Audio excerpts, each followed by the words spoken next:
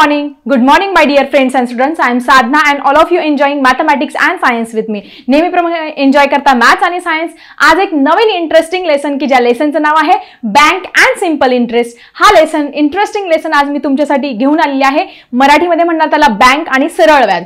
सगळ्यात महत्त्वाचं खूप इम्पॉर्टंट आणि प्रॅक्टिकल नॉलेज वरती आधारित हा लेसन आहे आणि सगळ्यात महत्त्वाचं हा जो लेसन आहे तो फक्त 7th स्टँडर्ड नाही सगळ्या स्टँडर्डच्या विद्यार्थ्यांसाठी उपयोगी आहे.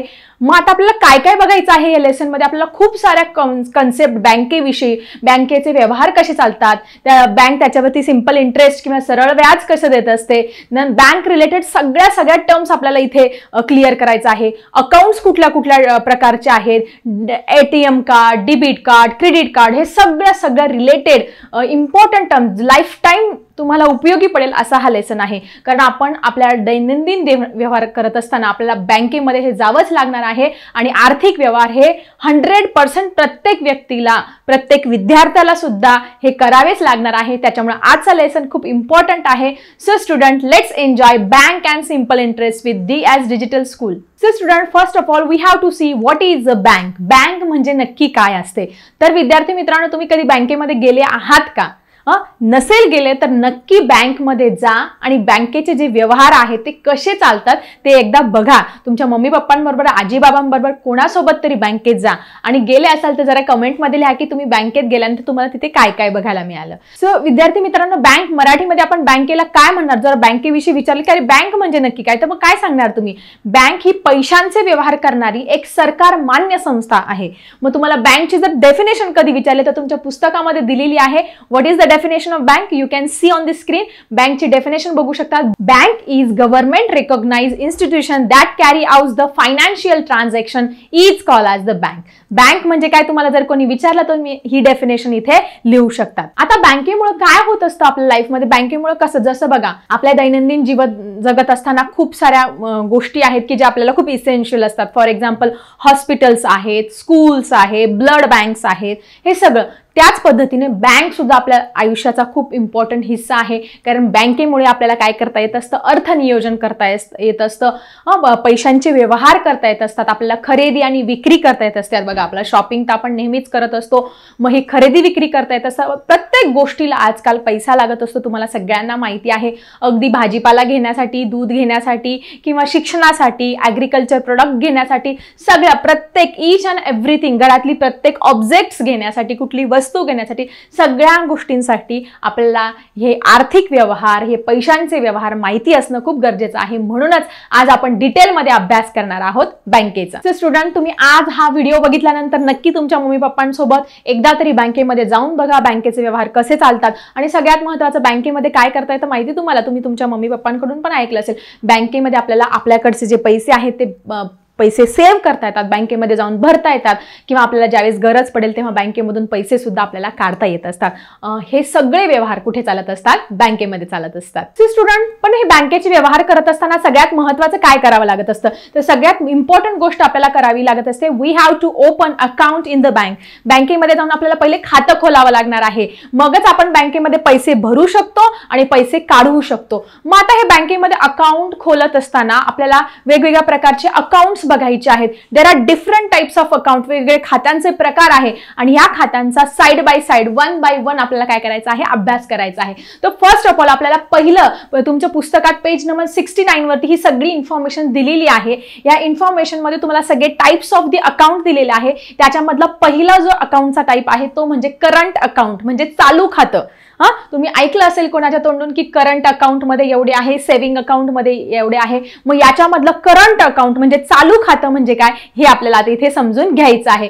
आता हे लाईफ टाइम तुमच्या उपयोगी पडणार आहे. त्याच्यामुळे तुम्ही हे व्हिडिओ चालू असताना नोट्स पण काढू शकतात आणि हे परमनंटली तुम्ही तुमच्या लक्षात ठेवायचं आहे, कधीच विसरायचं नाहीये. See student, current account is mainly for the traders and that peoples who are dealing money within a daily basis. म्हणजे रोजच्या रोज जे व्यापारी आहेत बघा, वेगवेगळ्या प्रकारचे, म्हणजे फॉर एक्झाम्पल शेतकरी आहे, शेतकऱ्यांकडून तो भाजीपाला विकत घेत असतात, मग ते व्यापारी विकत असतात.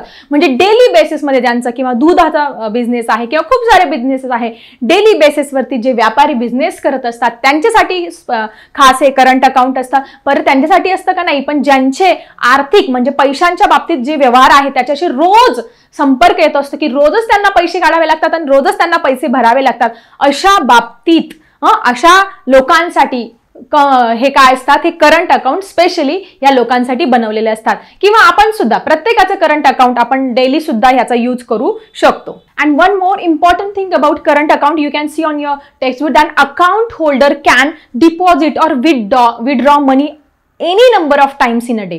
म्हणजे दिवसभरामध्ये तो जो खातेदार आहे तो किती वेळा ही बँकेत पैसे भरू शकतो आणि किती वेळा ही बँकेतून पैसे काढू शकतो. म्हणजे एवढं फ्रीडम ह्या करंट अकाउंटमध्ये त्या खातेदाराला किंवा त्या अकाउंट होल्डरला दिलेलं असतं. And students, one more characteristic about this current account is that bank does not give any type of interest on this current account. म्हणजे हे जे करंट अकाउंट आहे, चालू खाते आहे, या चालू खात्याच्या बाबतीत बँक कुठल्याही प्रकारचं व्याज त्या खातेदाराला देत नाही.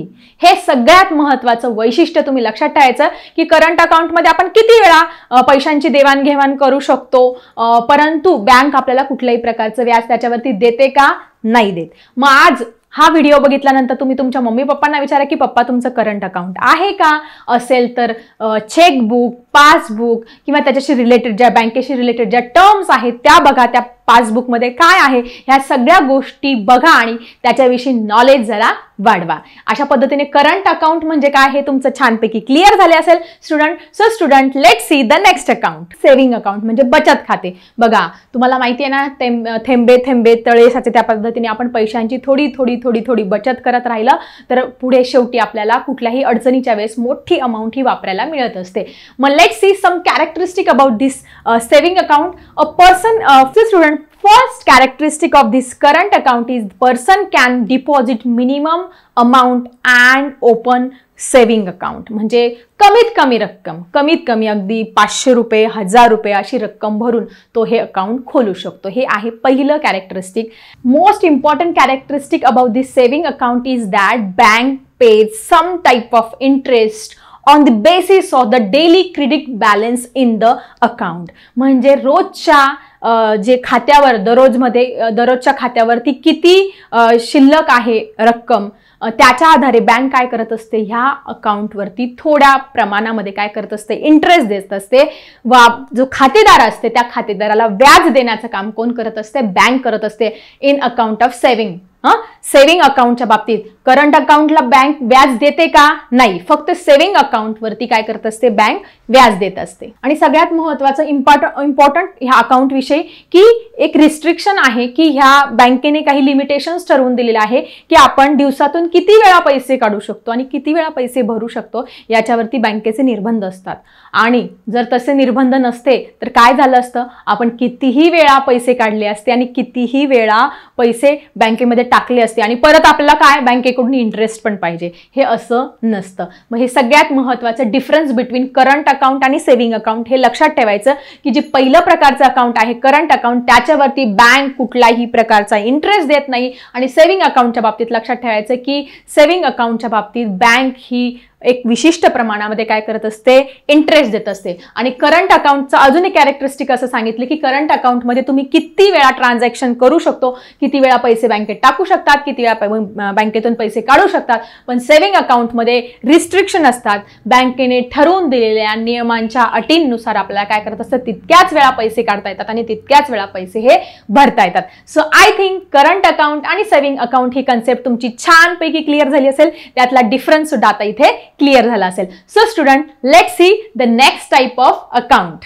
So student, third type of account is recurring deposit account म्हणजे आरडी. तुम्ही ऐकलं असेल तुमच्या मम्मी पप्पांच्या आजी की आमची पोस्टामध्ये आरडी आहे, आमची ह्या बँकेमध्ये आरडी आहे. मग हे आरडी काय आहे किंवा रिकरिंग डिपॉझिट अकाउंट काय आहे, मराठीमध्ये काय म्हणतात त्याला, आवर्ती ठेव खाते. काय म्हणतात, आवर्ती ठेव खाते. चला समजून घेऊया काय आहे RD. So student, in this account depositor deposit certain amount every month for specific period. 12 महिन्यासाठी, 8 महिन्यांसाठी किंवा 1 वर्षासाठी, 3 वर्षासाठी, 5 वर्षासाठी खातेदार काय करत असतो, स्पेसिफिक टाईप ऑफ अमाऊंट ह्या RD या रिकरिंग डिपॉझिट अकाउंटमध्ये काय करत असतो, जमा करत असतो. म्हणजे तुम्ही ऐकलं असेल महिन्याला 500 रुपये बँकेमध्ये टाकायचे, सेव्हिंग करायचे, 1000 रुपये टाकायचे किंवा मग असं करत करत मग 3 वर्षानंतर आपल्याला काय करत त्याची रक्कम मिळत असते. कशी मिळत असते ते पण तुम्हाला सांगते. मग आता ही रक्कम किती असेल? ही रक्कम 200 रुपये, 500 रुपये, 1000, 2000 ते 50,000 लाखापर्यंत पण ही रक्कम असू शकते. And the most important about this account is bank gives a certain amount of interest on this RD which is more than saving account. म्हणजे बँक काय करत असते, तुमचं RD म्हणजे आपण बँकेला पैसे देत असतो, आपण बँकेमध्ये पैसे सेव्ह करत असतो. याचा अर्थ काय करत असतो, बँकेला ते पैसे वापरायला मिळत असते, म्हणून त्या बदल्यात बँक काय करत असते, आपल्याला त्याच्यावरती इंटरेस्ट देत असते, व्याज देत असते, which is greater than saving account. म्हणजे आपलं जे मगाशी आपण बघितलं ना की जे आपलं सेव्हिंग अकाउंट असतं त्या सेव्हिंग अकाउंटपेक्षा जास्त प्रमाणामध्ये आपल्याला काय करत असते, इंटरेस्ट ह्या RD अकाउंटच्या बाबतीत बँक ही देत असते. आफ्टर मॅच्युरिटी पिरियड म्हणजे 3 वर्ष, 5 वर्षांचा कालावधी गेल्यानंतर bank gives us principal as well as simple interest in a return. म्हणजे त्या 3 वर्षानंतर, 5 वर्षानंतर किंवा 1 वर्षानंतर बँक आपल्याला काय करत असते, आपण जेवढे पैसे भरले, समजा आपण 50,000 रुपये भरले तर 50,000 तर देतेच, पण त्या आपण ते 50,000 तिथे सेव्ह केले त्या बदल्यात आपल्याला सिम्पल इंटरेस्ट म्हणजे 5,000, 10,000 काय असेल ते पण म्हणजे समजा 5,000 सिम्पल इंटरेस्ट देतात, आपल्याला वर्षाच्या शेवटी 55,000 रुपये हे काय मिळत असतात, रिटर्न मिळत असतं. So in this way this is the working of RD account. And most important for this type of account we required the joint account. तुम्ही ऐकलं असेल जॉईंट अकाउंट, मम्मी आणि पप्पांचं जॉईंट अकाउंट आहे, हजबंड आणि वाईफचं जॉईंट अकाउंट आहे, किंवा तुमच्या शाळेमध्ये वेगवेगळ्या प्रकारच्या शिष्यवृत्ती असतात बघा, सावित्रीबाई फुले शिष्यवृत्ती, सुवर्ण महोत्सवी शिष्यवृत्ती, खूप साऱ्या शिष्यवृत्ती असतात. त्या शिष्यवृत्तीसाठी तुम्हाला शाळेमधून वेगवेगळ्या प्रकारचे अकाउंट्स खोलायला लावत असतात. मग त्यावेळेस आपलं काय असतं, मम्मी आणि मुलगी यांचं असतं किंवा पप्पांचं आणि आपलं स्वतःचं काय असतं, जॉईंट अकाउंट असतं म्हणजे भागीदारी. मग आता हे जे RD आहे, मग असे हे भागीदारीचे जे व्यवहार असतात म्हणजे व्यापारामध्ये जेव्हा 4 किंवा 5 पेक्षा अधिक लोक हे व्यापारामध्ये एकत्र येतात त्यावेळेस हे RD अकाउंट भागीदारीचं हे अकाउंट असतात. म्हणजे सेवाभावी ज्या संस्था असतात, सोसायटीज असतात की ज्याच्यामध्ये 3 किंवा 4 किंवा खूप सारे लोक काही एक विशिष्ट उद्देशाने एकत्र आलेले असतात, मग त्यावेळेस ते लोक सगळे एकच अकाउंट हे वापरू शकतात. This is the important characteristic about this RD account. So I think तुम्हाला सेव्हिंग अकाउंट काय आहे, त्यानंतर तुमचं करंट अकाउंट काय आहे आणि RD अकाउंट काय आहे हे आय थिंक तुमचं छानपैकी क्लिअर झालं असेल. आता आपण बघणार आहोत आपलं नेक्स्ट अकाउंट. सो स्टुडंट, आपलं लास्ट अकाउंट आहे FD. FD म्हणजे काय, तुम्ही ऐकलं असेल की माझ्या आजोबांनी FD केली आहे, माझ्या मम्मी पप्पांनी FD केलेली आहे.